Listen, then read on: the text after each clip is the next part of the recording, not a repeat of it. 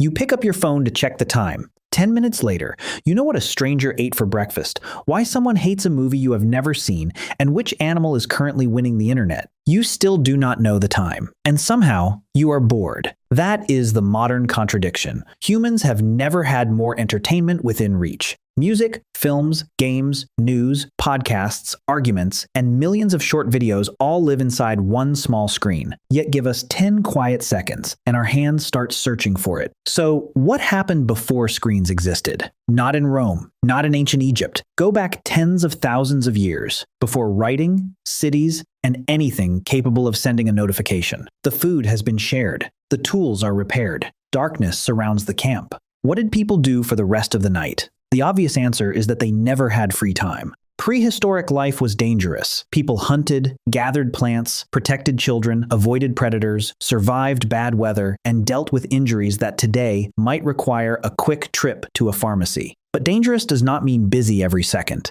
During the 1960s, anthropologist Richard Lee studied the Jew Hawansi in the Kalahari and estimated that adults sometimes spent roughly 15 to 20 hours per week directly obtaining food. Per week, not per day. They still cooked, cared for children, processed food, and repaired tools. But they also rested, visited others, watched the fire, and occasionally did something modern people find almost disturbing: nothing. Marshall Solins later described hunter-gatherers as the original affluent society, not because they owned much, because they often had enough, and because they had time, which is slightly painful when someone carrying a stone spear may have had a better work-life balance than someone carrying 3 productivity apps. So what filled those empty hours? Probably not silence. Humans talk. We talk while working, while eating, while waiting, and especially when someone nearby has done something embarrassing. Imagine a group around the fire after a hunt. One person tells the story. Another person interrupts because the animal is already becoming suspiciously large. Someone hopes the group will forget the part where he slipped into the mud. The group will remember that part for years.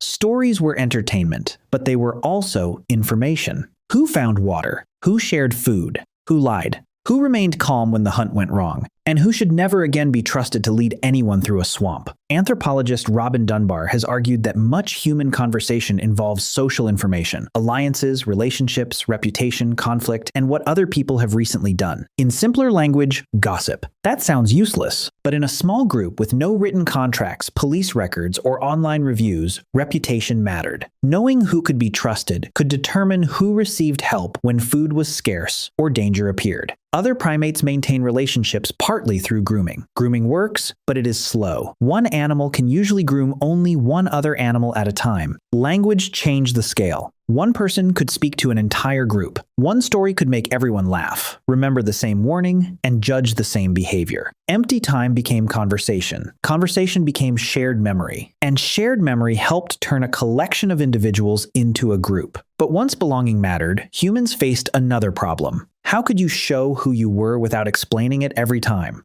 One answer may be hidden inside a group of tiny shells found at Blombos Cave in South Africa. They are around 75,000 years old. Small holes had been carefully made through them, and traces of red ochre remained on their surfaces. They were probably worn together as beads. They were not knives. They were not food. They were not especially helpful during a leopard attack. Someone collected them, prepared them, drilled through them, colored them, and arranged them so other people could see them. That took time. The beads may have shown identity, status, relationships, or membership in a group. We cannot know exactly, but they reveal something important. Humans were no longer interested only in staying alive. They also cared about how they appeared inside a social world. A shell was no longer just a shell. It could say something about the person wearing it. And once humans could make belonging visible, they found another way to make it felt: music. Around 40,000 years ago, someone in southern Germany took the wing bone of a vulture and turned it into a flute. It had 5 finger holes and was made with remarkable precision. At the time, humans had no cities, no countries, and no reliable farming. But someone still picked up a hollow bird bone and apparently thought, "This needs more holes." The first attempt may not have sounded beautiful. It may have sounded like the vulture had returned to complain. But cover one hole and the sound changes. Cover another, and you get a different note. Notes become patterns. Patterns become melodies. Other people hear them, remember them, and repeat them. That is the important part. A bead can be worn by one person.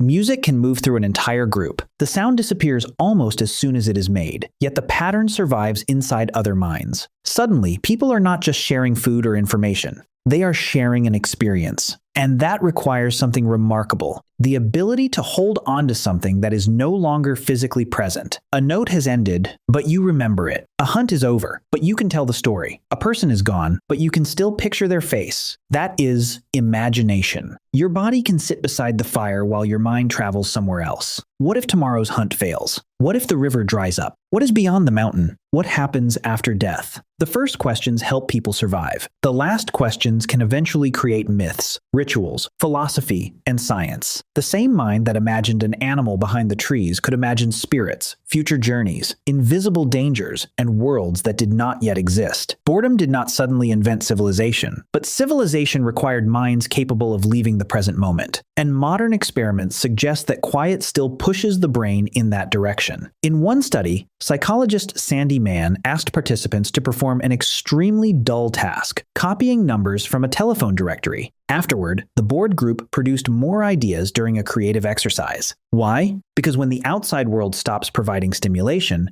the brain begins producing its own. Memories connect. Old problems return. Unrelated ideas collide. Sometimes the result is a useful solution. Sometimes it is a song. And sometimes it is the sudden belief that cutting your own hair at 3 in the morning is a responsible financial decision. Not every wandering thought improves humanity, but some of them become stories, tools, symbols, plans, and new ways of seeing the world. And now look at us. 75,000 years ago, someone used spare time to turn shells into identity. 40,000 years ago, someone turned bone into a shared sound. Today, we open a phone to check the time and return 40 minutes later, knowing everything except the time. Humans may not have changed much. The environment has. Ancient people could not eliminate every quiet moment. A fire does not produce a new video every 6 seconds. A stone tool does not send notifications. And if the person beside you becomes annoying, there is no mute button. Modern technology can fill almost every pause before the mind has time to respond. That can be useful. But it also means fewer moments for memories to settle, ideas to connect, or attention to wander without being pulled somewhere else. When you stop focusing on an outside task, the brain does not simply switch off. A system, often called the default mode network, becomes involved in memory, self-reflection, imagining the future,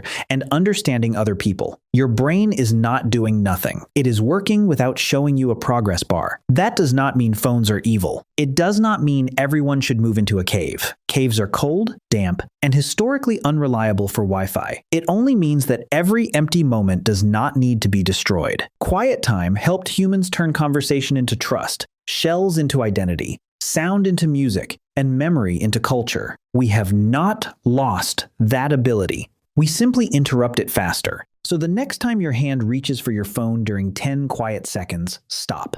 Wait a little longer. Let the silence become uncomfortable. Let your mind go somewhere without being told where to go, because the empty moment you are trying to escape may not be empty at all. It may be where the next idea begins.